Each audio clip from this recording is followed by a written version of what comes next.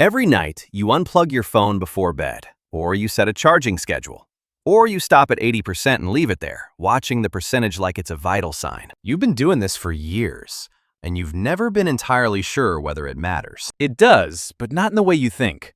And the habit that's actually killing your battery has nothing to do with when you charge it. Over the next 10 minutes, I'm going to show you what 12 months of tracking tells us about real battery degradation. But stay with me until the 6.5-minute mark, because there's a number Apple's legal team was very motivated to keep you from connecting to your own battery health. The fear of overnight charging did not start with your iPhone. It started in 1964 in a study of nickel-cadmium batteries, the rechargeable chemistry used in power tools, cordless phones, and early laptops. NICD batteries had a documented flaw called the memory effect. If you repeatedly recharged them before they were fully drained, the cells would remember the smaller capacity and permanently reduce their range. The fix was simple. Fully drain the battery before recharging. Never leave it plugged in overnight. That rule was correct for NICD batteries in 1964. In 1991, Sony released the first commercial lithium-ion battery. Different chemistry, different failure modes, no memory effect. A lithium-ion cell does not care whether you charge it from 20% or 80%. It does not remember partial charges. The NICD rules were dead, but the anxiety survived because it had been repeated for 30 years, printed in every electronics manual, passed from person to person as received wisdom. And here's the part nobody told you. The consumer electronics industry knew the rules no longer applied. They updated their engineering specs. They did not update public messaging. Because a consumer anxious about battery health is a consumer who buys a replacement battery. The markup on that replacement? $3.20. Manufacturing cost of a standard lithium-ion cell at Apple's supply chain volume. $99. Apple's out-of-warranty battery replacement fee. That's a 2,993% markup for a part their own factories deliver at scale. This isn't a coincidence. This is the business model. But here's what I need you to understand about the chemistry, because it changes everything about what you think you know. Lithium-ion doesn't just lack a memory effect. It has an active protection system built into every cell. And once you understand what that system does, overnight charging starts to look very different. Every lithium-ion battery sold since 2004 contains a battery management system. A small circuit that monitors voltage, temperature, and charge state in real time. When your phone reaches 100%, the BMS does not keep pushing current into the cell. It stops. The charger continues to supply power to run the phone's operating system, screen, and background processes. But the battery itself is no longer receiving charge. What happens when the battery drifts slightly below 100% overnight? The BMS allows a brief trickle charge to bring it back up. This is not the sustained high-voltage charging that causes lithium plating, the actual mechanism of lithium-ion degradation.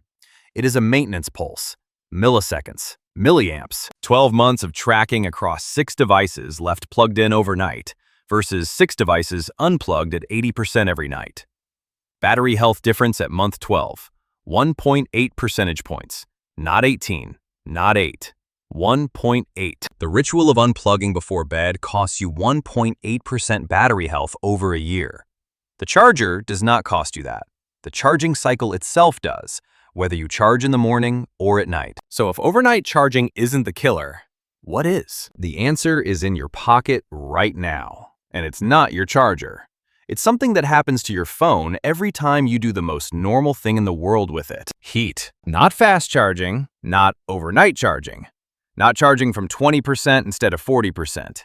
Heat is the primary accelerant of lithium-ion degradation, and the data is not ambiguous. At 25 degrees Celsius, room temperature, a lithium-ion battery loses approximately 4% capacity per year under normal use. At 40 degrees, the temperature of a phone left in a car for 20 minutes, degradation rate doubles.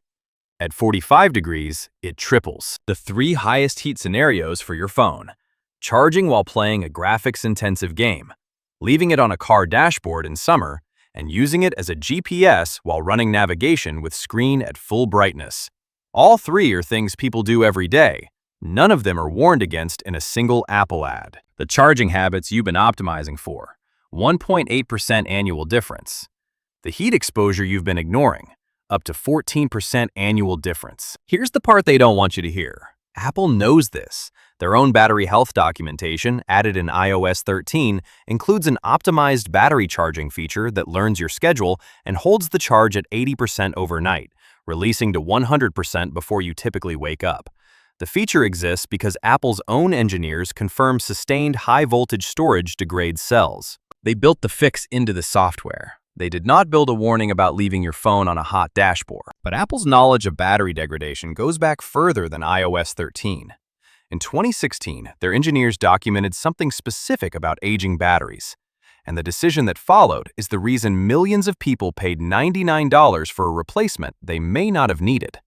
That's the number I promised you at the start. In 2016, Apple's engineers confirmed what battery chemists had known for years.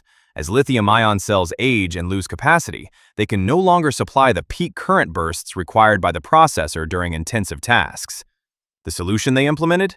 Slow down the processor to match the battery's reduced output. They called it performance management.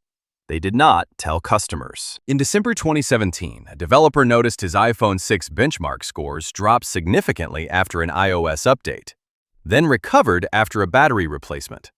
Within 48 hours, Apple confirmed the throttling was intentional. Apple settled a class action lawsuit in 2020 for $113 million across 34 states. The settlement averaged $25 per claimant. The battery replacement they had charged $99 for, $3.20 cell cost. The 2,993% markup stood. The throttling affected every iPhone 6, 6S, 7, and SE running iOS 10.2.1 or later, an estimated 500 million devices. Not because the batteries were broken, because they were aging at the rate lithium-ion batteries are chemically designed to age. I have to be straight with you, because this matters. Everything I've just described applies to iPhones 6 through 10 and Android flagships from the same era. If you have an iPhone 12 or later with optimized battery charging enabled, Apple's algorithm already manages this for you. The throttling mechanism still exists, but the threshold was adjusted after the 2017 scandal. If your battery health is already below 79%, the habits I'm about to describe won't recover it. That capacity is gone. The honest answer for sub-79% batteries is a replacement. Ideally, not from Apple at $99 if you can verify original parts. But if you're at 85% or above, what follows extends that substantially. Remember the 12-month test? The group that unplugged at 80% every night averaged 91.2% battery health at month 12. The group that charged overnight? 89.4%. 1.8 points. The group that regularly charged while gaming in a warm room? 81.7%. The ritual wasn't the variable. The heat was. 4 rules. Evidence-based, not anxiety-based. Rule 1. Enable optimized battery charging. Settings, battery health, and charging.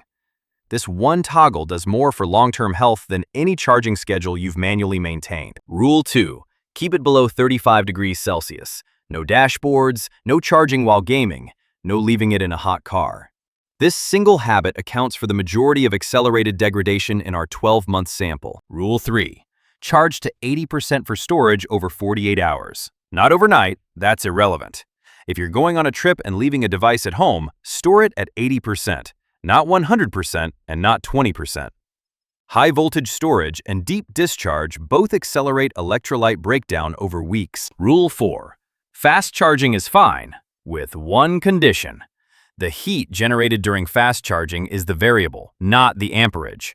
Charge in a cool room, remove the case if it gets warm, and don't fast charge while using the phone. The 0.5% additional degradation per 500 cycles is noise. The heat from a case-on fast charge in a warm car is not. Your homework: check your battery health right now. Settings, battery health. If it's above 85%, you're fine. If it's between 79 and 85%, note the number. Come back in 3 months after applying Rule 2, comment both numbers. If you watch this far, you now know something that made Apple's legal team nervous enough to settle 34 state lawsuits for $113 million, rather than explain in open court. That information doesn't disappear, But it also doesn't spread on its own. And the product category where this exact same manufactured anxiety is running, but the stakes are 10 times higher and nobody's filed a lawsuit yet? That's the next video.